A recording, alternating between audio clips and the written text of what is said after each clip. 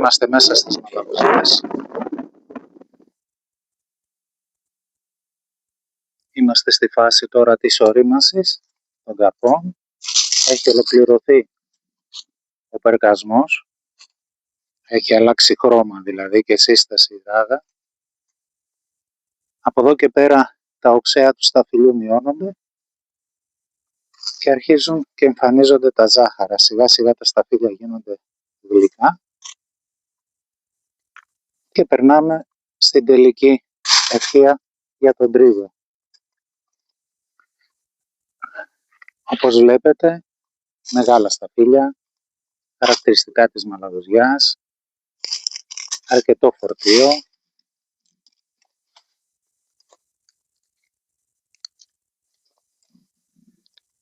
Το αμπέλι που βλέπετε χωρίς κορφολόγημα, χωρίς πράσινο τρίγο, δεν κάνω πράσινο τρίγο. Δεν χρειάζεται να κάνω πράσινο τρίγο. Θεωρώ ότι ο πράσινος τρίγος είναι η ανισορροπία στο αμπέλι. Επειδή δεν λιπαίνω καθόλου, αφήνω δηλαδή το αμπέλι να τραβήξει τα στοιχεία που χρειάζεται από το έδαφος. Δεν καλλιεργώ καθόλου το έδαφος.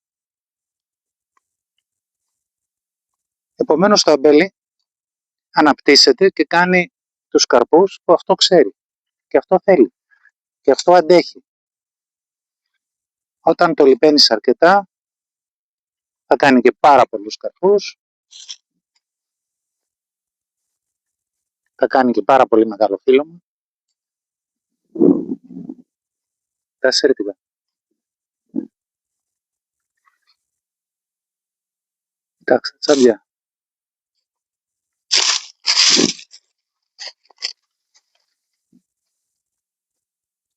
Ναι, ο πράσινος τρίγος είναι ανισορροπία στο αμπέλι.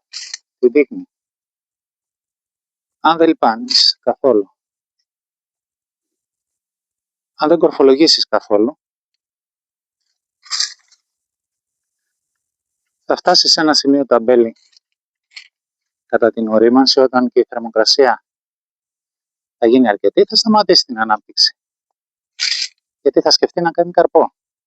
Θα σκεφτεί δηλαδή να κάνει τα παιδιά για τη διαιώνιση του είδους. Και πώς κάνει καλό καρπό?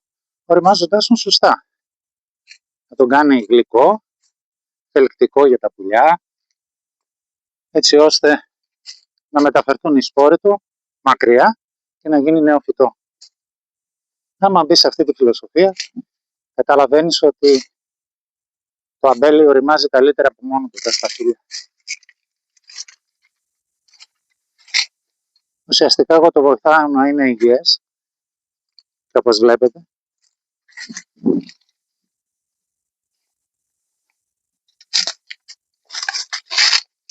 είναι κατά πράσινο. Πάμε τώρα στις μαυροδάφνες.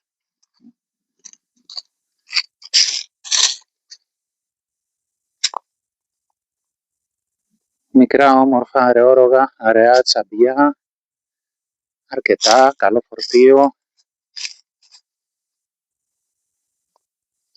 Κάποτε στην αρχή, πριν αρχίσει να ισορροπεί το αμπέλι, οι μαυροδάφνες, το φύλλωμά τους, μετά από κάποιο χρονικό διάστημα, άρχισε να κοκκινίζει. Είχα προβληματιστεί, λέω είναι έλλειψη κάποιων στοιχείων, είναι... Τελικά μιλώντας με πάρα πολλούς παραγωγούς της μαυροδάφνης, κατάλαβα ότι είναι το χαρακτηριστικό της, η οδιοτροπία της. Τα τελευταία χρόνια, στο δικό μου το αμπέλι, που μάλλον αυτό είναι ένδειξη υγείας και καλής ισορροπίας, οι μαυροδάφνες αρχίζουν και κοκκινίζουν όταν φτάσουμε σχεδόν στον τρίγο. Ποτέ πριν. Άλλο ένα σημάδι ισορροπίας του οικοσυστήματος, της αβίαστης ανάπτυξης και της συγκαλλιέργειας.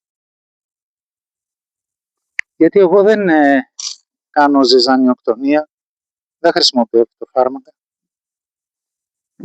Αφήνω χέρσο και το άλλο μέρος του χωραφιού να αναπτυχθούν τα φυτά, όπως επίσης και μέσα στις γραμμές, να ανταγωνιστούν και να βοηθήσουν και το αμπέλι να σταθεί βιολογικά και να δημιουργηθεί ένα μικρό τέλειο οικοσύστημα. Εδώ είμαστε στα ξινόμαυρα. Τα ξινόμαυρα είναι πιο πίσω στον περκασμό. Κοιτάξτε και αυτά, μικρόρογα, αραιά, αραιόρογα.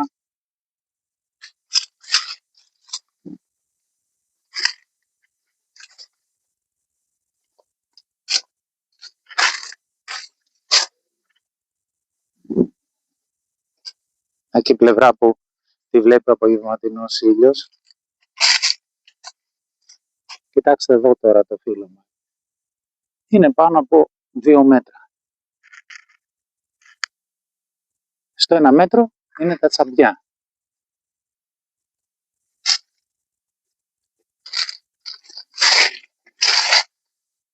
Αυτό θέλει λίγο δέσιμο εδώ. Πάρω λίγο να το δέσω. Σήμερα η δουλειά στο αμπέλι είναι έλεγχος και προληπτικά. Θα ρίξω θιάφι μόνο στο έδαφος για να μην κάψω το φύλλωμα. Κοντά στις ρίζες, έτσι ώστε η θερμοκρασία και ο ήλιος να εξατμίσει το θιάφι και η ατμή του να το προστατεύσουν, να μην έρθει σε άμεση επαφή με το φύλλωμα. Και θα ρίξω και χαλκό σε μικρή αναλογία, 0,15 υδροξείδιο του χαλκού, γιατί το φύλλωμα θέλω να φτάσει μακριά. Να μπορέσει δηλαδή να μείνει ζωντανό, υγιές, για να οριμάσει τα σταφύλια.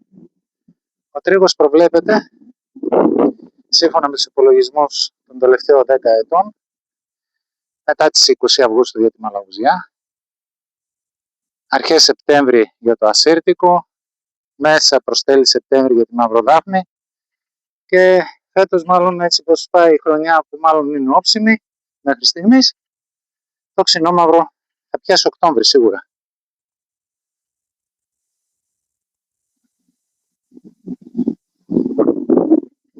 Καλό απόγευμα από το αμπέλι.